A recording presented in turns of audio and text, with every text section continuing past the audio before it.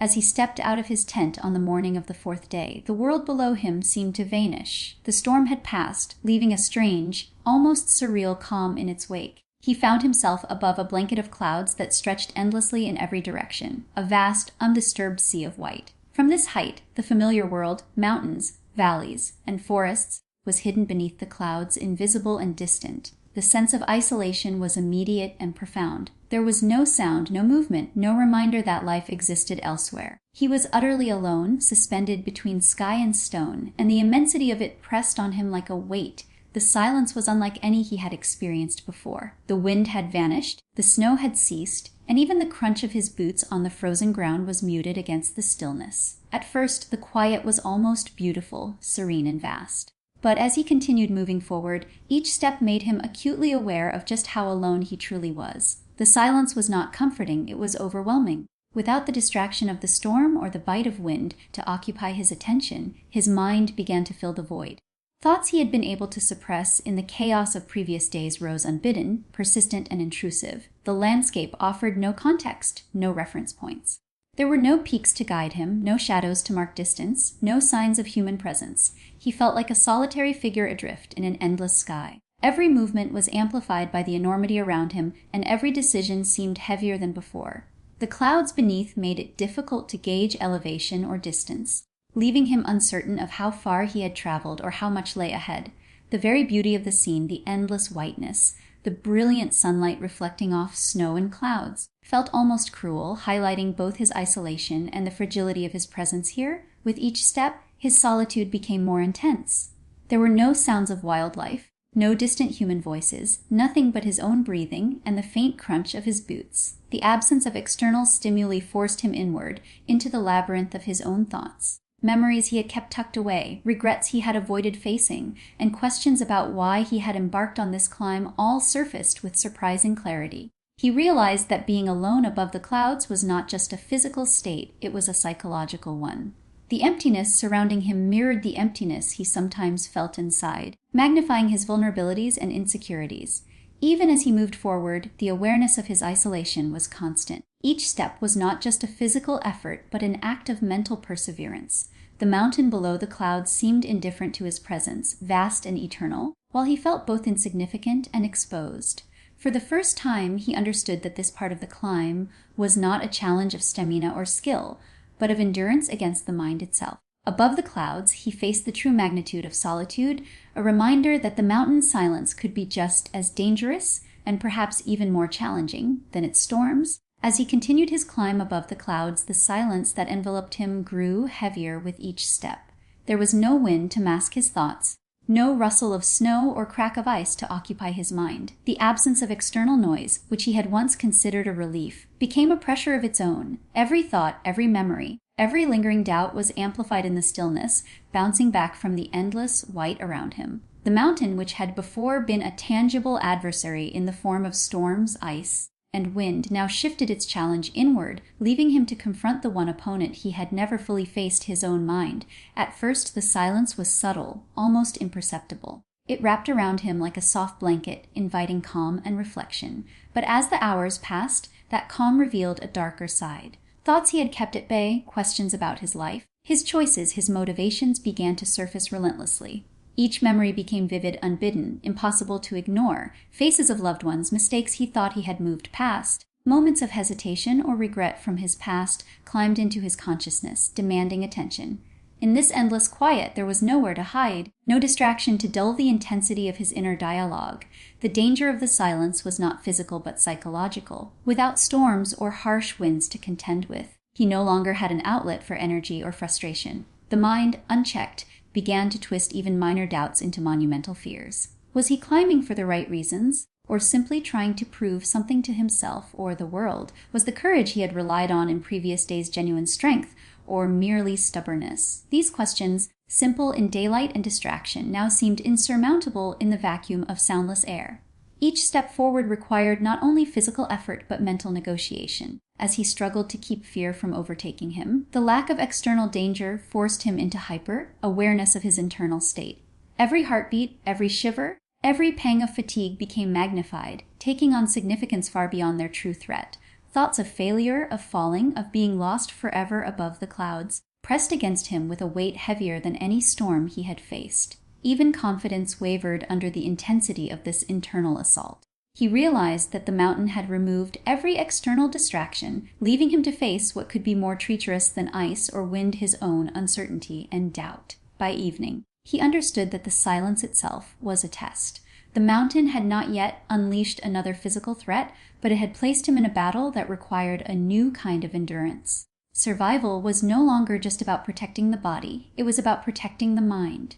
Each step, each moment of movement through the vast whiteness, demanded vigilance not against the environment alone, but against the relentless tides of thought and fear that threatened to immobilize him.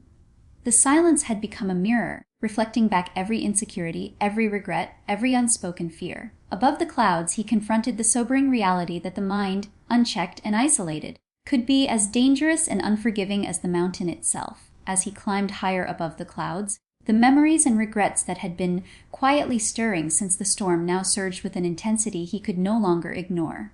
The isolation of the mountain magnified everything, and his mind, left unchecked by noise or distraction, became a theater of his own past. Faces of people he loved, moments of joy and failure, words spoken and left unsaid, all rose vividly, pressing against him as he moved forward. Every step on the frozen slope seemed to echo with questions he had avoided. Why did he take this journey? Was it courage that drove him, or a desperate need to prove something, to escape something within himself? These thoughts were relentless, unyielding, and impossible to silence. Each memory brought both warmth and pain. He recalled the comfort of home, laughter shared with friends, the safety of familiar surroundings. That warmth, however, only made the starkness of the mountain more acute. The contrast between the life he had left behind and the lonely expanse around him created a tension that gnawed at his resolve. Moments of failure, mistakes he had long buried, and regrets that he thought were behind him surfaced with startling clarity. The climb had stripped away the distractions that normally muted these emotions, leaving him face to face with the raw, unfiltered truth of his life and choices. The mental strain became physical. Every step forward was not just a battle against snow and ice, but against the inertia of self-doubt. The higher he climbed, the more isolated he felt, and the louder the questions became in his head. He began talking aloud, first to remind himself of basic instructions. Keep moving, breathe, check your footing. Soon, the words became a dialogue with himself, arguments about worth, purpose, and the meaning of the climb. Encouragement and criticism battled for dominance in his thoughts, and the clarity of the morning gave way to confusion, hesitation, and emotional fatigue. As the day wore on, he realized the danger of this mental battlefield. The mountain below could kill him with a slip, a hidden crevice, or a gust of wind, but his mind could immobilize him in a subtler, more insidious way. Hesitation born from doubt, misjudgment fueled by fear, or panic provoked by memories could all lead to disaster. The mountain, he understood, had not removed danger in order to grant peace. It had created an environment where mental acuity was just as critical as physical strength. Every step required careful consideration, both of the terrain and of the thoughts that threatened to overwhelm him.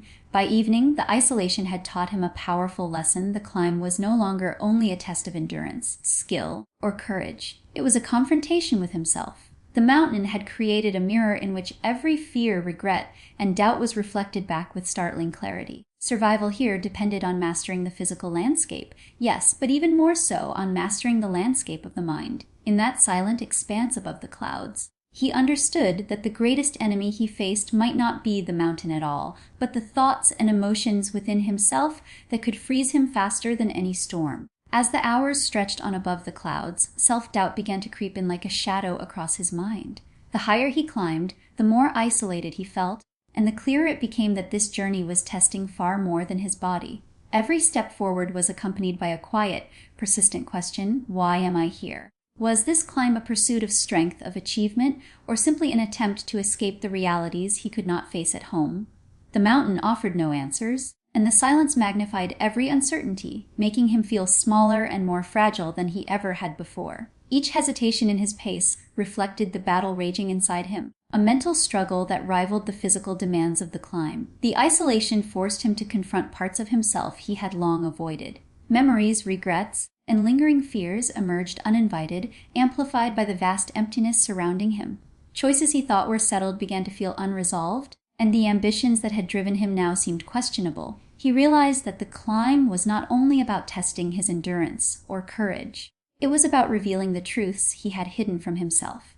With each step, the mountain demanded that he face these truths, and with each pause, doubt threatened to immobilize him entirely. The fear of being alone, combined with the weight of reflection, became almost paralyzing. Physical exhaustion compounded the mental strain. His body continued to move forward, but it carried the fatigue of previous days, the lingering effects of storms, and the relentless pressure of thin air.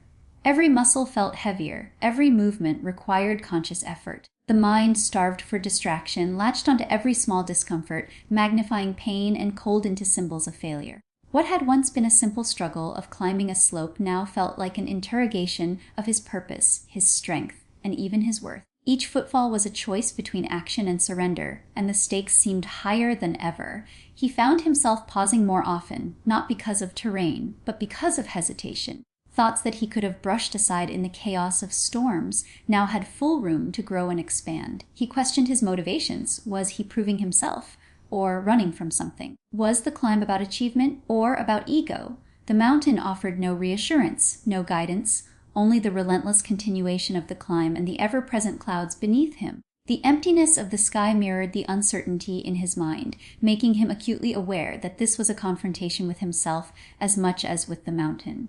By the end of the day, he realized the lesson the isolation had imposed. His greatest challenge was no longer the snow, the wind, or the cold. It was the internal landscape of fear, doubt, and self-questioning. The mountain had stripped away external distractions and left him alone with his thoughts, forcing him to recognize that survival depended as much on mastering the mind as it did on navigating the terrain. To continue, he would need to reconcile with himself, finding focus, determination, and clarity within the silence and solitude of this vast, unforgiving world. As the day above the clouds drew to a close, he realized that the mountain's silence had revealed a truth more profound than any storm or frozen slope. His mind had become the real enemy.